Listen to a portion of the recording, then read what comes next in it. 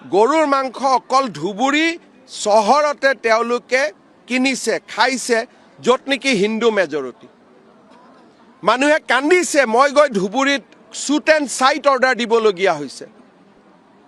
আৰু সেই ধুবুৰীখন যদি শিৱসাগৰত হয় সেই ধুবুৰীখন যদি তিনিচুকীয়াত হয় অসমখন অসম হৈ থাকিব নেকি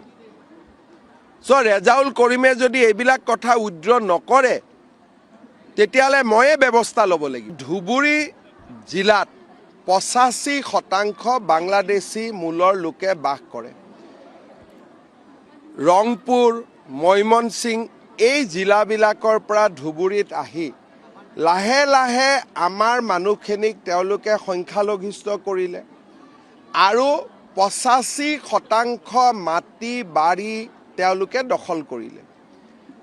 আমি ভাবিছিলোঁ তেওঁলোক ধুবুৰীতে থাকিব আৰু আগুৱাই নাহিব কিন্তু এবাৰ তেওঁলোকে কৈছে নহয় ধুবুৰীতে শেষ হৈ যোৱা নাই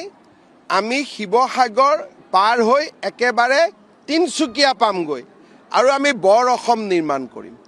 তাৰ মানে ৰংপুৰ আৰু ময়মনসিং মূলৰ মানুহ লৈ অসমত বৰ অসম নিৰ্মাণ হ'ব নেকি আজি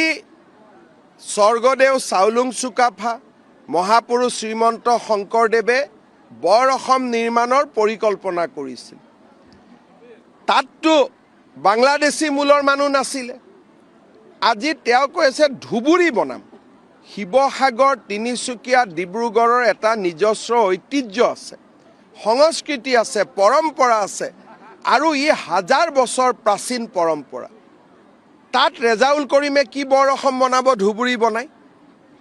আৰু এই কথাখিনি কাৰ আগত কৈছে গৌৰৱ গগৈৰ আগত মই যদি মিটিঙত থাকিলোহেঁতেন মই লগে লগে ক'লোহেঁতেন তোমাৰ জইনিং কেনচেল কিন্তু ওলোটাই গৌৰৱ গগৈ কি কৈছিল নহয় নহয় ৰেজাউল কৰিমেতো একো ভুল কৰা নাই বৰ অসমৰ কথা কৈছিল আৰে ধুবুৰী তিনিচুকীয়া বনিব ধুবুৰী শিৱসাগৰ বনিব সেইখন বৰ অসম হ'ব নে বৰ বাংলাদেশ হ'ব তাৰ মানে তেওঁ বৰ অসমৰ নামত বৰ বাংলাদেশ বনাব খুজিছে সেইকাৰণে গৌৰৱ গগৈৰ কথা পাকিস্তানৰ কথা মানুহে গৌৰৱ গগৈক যে বেয়া পায় এইটো কথাৰ কাৰণে বেয়া পায় কাৰণ তেওঁ ছফ্ট কৰ্ণাৰটো সদায় মিয়া মুছলিমৰ লগতে আছে আমাৰ অসমীয়া মানুহৰ লগত নাই মই আশা কৰিম কংগ্ৰেছৰ বাকী মানুহবিলাকে ৰেজাউল কৰিমক গটিয়াই উলিয়াই দিব কংগ্ৰেছৰ পৰা কি শিৱসাগৰক তেওঁ ধুবুৰী বনাব খুজিছে